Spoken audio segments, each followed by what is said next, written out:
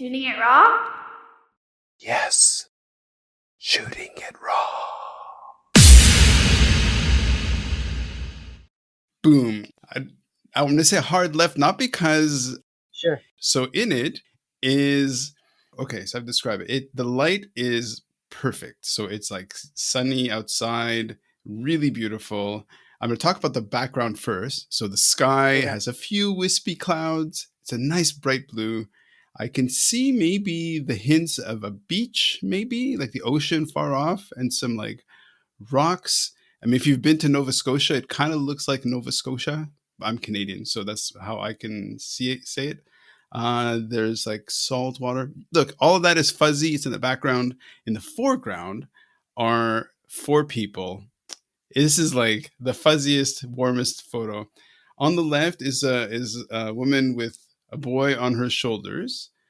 On the right is another woman, which I think is you, because it's the same hair, holding another smaller boy, kind of looking through the whole thing. This looks like a family photo. And everybody is just radiating. Sweet. Oh, yeah, so that's my family. So that's me, and then my wife, and then our 2 boys. The oldest one is Luke, and the youngest one is Max. And this picture is just pure joy to me. We were on a vacation together. Like the first one, we were in Mexico, but we were right by a beach, and it was an amazing time. We were with friends, really just exploring what it meant. So Max, our youngest, was born at 26 weeks. So he was born 3 months early. So he spent 3 months in the NICU during COVID. Oh, wow. So that was a super, super challenging time for us. And he was immunocompromised for a while, and we were extra cautious. And so we had seen family, but hadn't really taken many family vacations since. And so this was kind of the first one, and it, it took us a couple of days to settle in, but this is like halfway through the trip, and it is I feel like that everything, like everyone in that photo teaches me every day, teaches me how to be a better person, teaches me what my limitations are, teaches me the things I need to work on, teaches me what's truly important. Like there is nothing you sound like that a parent. I gain more. Yeah. Yeah, it's wild. It was this, that was like a significant shift in my life. And I was older when my wife carried both of our kids. I was 45 when we had our first kid. Okay. Like I was on the older side of parenting. Right. Which I think for me, I don't think I would have been ready before that. And I can't imagine doing it with anybody else other than my wife. Yeah. But also like, it's hard on your knees. My knees are different at 45 than they were at 25. Yep. Okay. Wow. Okay. So many points of entry to talk about this. Okay. This is great. So from your experience, and obviously once you become a parent, you become like in our world, in my world, and what I've trained in is service network leadership. It's like, the family really is if you're born into a family, which we can say with 99.9% confidence that most people are, that is your first experience of a service network. And we say that parents give parental service and newborns give a newborn service. Even in our mind, service is the connection, is the energy between people. So your son, who was very young what's his name again? Sorry. Max.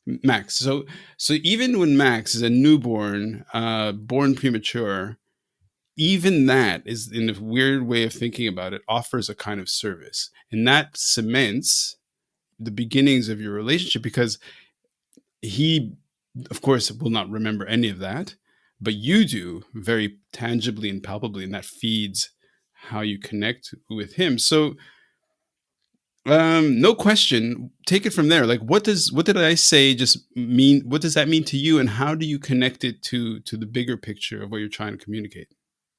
Yeah, well, it's so wild. When you said, how do we, it is every moment a gift. When he was born, it was a really scary time for our family. And was he going to make it? And it's unexpected. And Luke had gone full term. And so we didn't really expect this to happen. And it happened very quickly. And it was, I mean, it had a positive outcome, but there was something that felt very tragic about it. Oh, for sure. Um, Again, my wife carried both of our kids, and that last 3 months is pretty formative in that bond Uh-huh. between the birthing parent and the child, right? Like that is, you can feel them, they're moving around, it's constantly present. It's like there's like something there, Mm-hmm. and that was taken away, Oh, right? okay. Which is hard, Yep. obviously. For me, and I recognize that and I appreciate that and I acknowledge the challenges that is for my wife. For me, I got like an extra 3 months with our kid, Right. right? Like as the I was there in the NICU. I held him every day. He couldn't exclusively breastfeed, so he was taking a bottle, right? Like so, Mm-hmm. there's this moment in those 3 months that for me was significantly different than what it was like. I was in this very supportive role when our first kid came because we didn't know what we were doing. Mm. And like, you know what I mean? I was just like running support, doing all the things.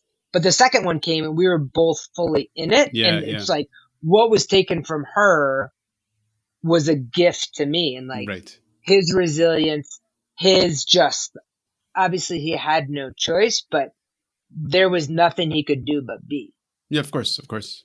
Of you course. know. So that was so informative to me Right. of like how to be, who to be in that environment. It was, and he certainly wasn't, I mean, you can't even like use the word selfish, but it was just this very beautiful example of the only thing he had to do was take care of himself the best he could, No, of course. Yeah, right? of course. And I feel like in all, like the connection that we had was so fundamental in that I never would have had he not come early. Mm-hmm. So it's like, I mean, I guess wishing it over again, I Mm-hmm. wouldn't want him Mm-hmm. to, but I am so very grateful for Mm-hmm. that time that I had that I never had with our other one. Right. I think when you have children, of course, it's hard not to focus on the birth, right? As parents, and you focus on the birth. But I think once you become a parent, you realize, oh, wait a second, that's just the start. That isn't even the introduction. That's actually, and from my experience, it's like every single birth is, some people would call it a miracle, but every single birth is its own drama, is its own like unbelievable standout moment, right? It's like, it's not Luke, right? Luke is her first. Yeah, It's not like Luke's birth was just like, oh yeah, what, it was fine. It's just a birth, whatever. It's right, just, of course, it was totally different, but obviously both experiences taught you so much, which is right. fine. Now let's pull back and say, okay, how do we distill that into something who's listening, so that it's not just like a touching, very touching story of survival and how your family came to be, but how can we generalize that lesson for somebody? Yeah, I mean, I think that it is being very mindful of which relationships, regardless of who they are, like the relationships that really ground you, right? Mm. Those relationships, those handful of people, and this could be, and I feel like I've had this relationship with my parents. I've had this relationship with friends. Like I come home or go home, I walk upstairs at the end of the day, and my kid doesn't care how bad I messed up. Hmm. Like Hmm. there's like an unconditionalness and an acceptance about that. And I think those are the relationships that we really root in Sure. and the ones that we draw from. And I think also that we have to nurture, right? Like I Hmm. think those Hmm. are, and I think to always see the reciprocity in our relationships, right? So even in a work environment, right? Like to be able to know that you are all that never goes, it's never a one-way street, right? It's always two-way. Like it doesn't matter where you are on the org chart. My position is always that I have something to enrich you and you have something to enrich me. And I feel like Hmm. that's my same relationship with my kids, right? Of like, you have to know that that goes both ways. And a lot of times we get in that like top down, like you were saying. Yeah. Let's pause for a second. I have a cat that's freaking out in the background. I don't know if you can hear it. Just I what's did. I wondered. Yeah.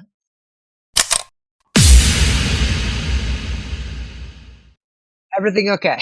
well, along with children, children are one side of the spectrum of experience. And then we Sure. have the elderly, the extreme elderly, which is the other far side of the experience, right? You know, it's like that curve of. Sure. So he was wigging out, like total. Like he's very old, and he was just wigging out because he didn't have food. It's just like you're Yep. gonna be okay. You're fine. Before we're so rudely interrupted. Okay, off to Mexico, being a parent. How did you end up looking at leadership and looking at courage and looking at this being your world? Like, where did this come from?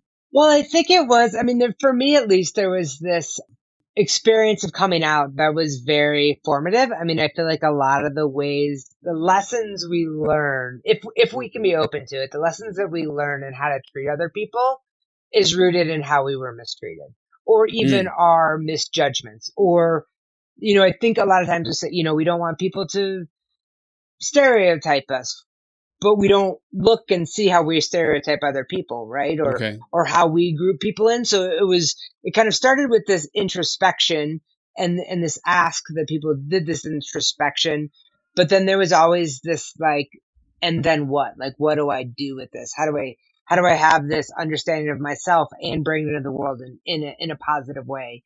And ideally open it up for other people to be able to have a similar experience of self-awareness and connection, and to really kind of root in empathy and have the inroads of that connection be vulnerability through sharing our own stories and not the times. And that to me is like such a huge leadership piece. Like, I don't want to know when my boss won the award, right? Like, I want to know when my boss screwed up and what they do about it. Like that. I think seeing that realness in our leaders is what makes it relatable. But I think so many people have a fear of that. So I think it was kind of this road of starting to do these talks and sharing my story and having that be giving people permission to have uncomfortable conversations through this lens of empathy, through this lens of nobody's going to judge you for saying the wrong thing, because what's worse than saying the wrong thing is saying nothing. Like,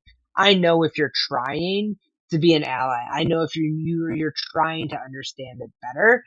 So that was kind of the lens to get to the point. And then once you figure that out, I think the step to leadership is in being an active participant in changing a culture where that's the expectation, not just a single team or a single interaction or a single relationship, but that's the expectation within the entire organization. My Yeah. daughter now is wigging out.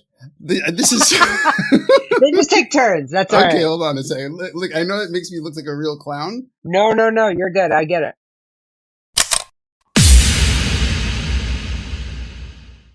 All this will be cleaned out, and you will.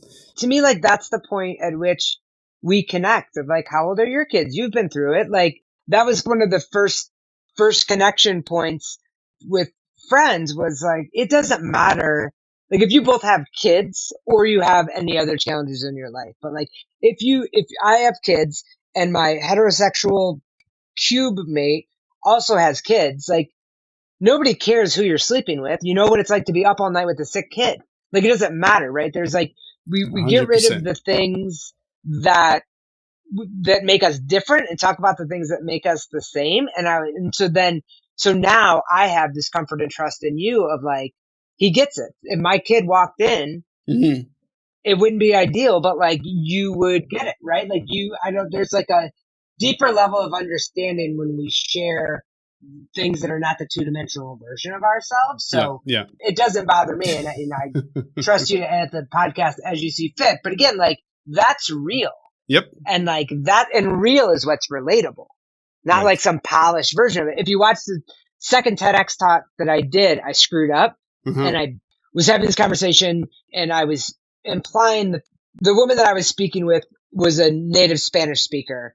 English was her second language. I wasn't. And I screwed up who spoke what Mm-hmm. and just assumed it would get edited out. Mm-hmm. So I kind of like flubbed my way through it with some long pauses, and they didn't edit it out, Oh, which was great because it was like this realness, right? Like there was like right, right. my real reaction in it was compelling enough by the people that decided to edit it. Mm. And for better or for worse, like that was part of it. But I think, I mean, obviously editing's necessary, but like, I don't Mm. know, what version do people actually want?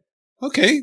Yes. And we could easily talk about what is editing in terms of our lives, right? Like in terms of the learning process. But to keep it going, let's move on to the next photo. All right, next photo. Got it.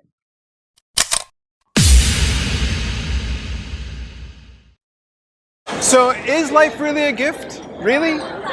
Can you make every second count? That's the whole point of the podcast. So if you like what you've seen and you're inspired, because that really is my mission, then please give it a like, subscribe, and share. Shooting it raw? Yes, shooting it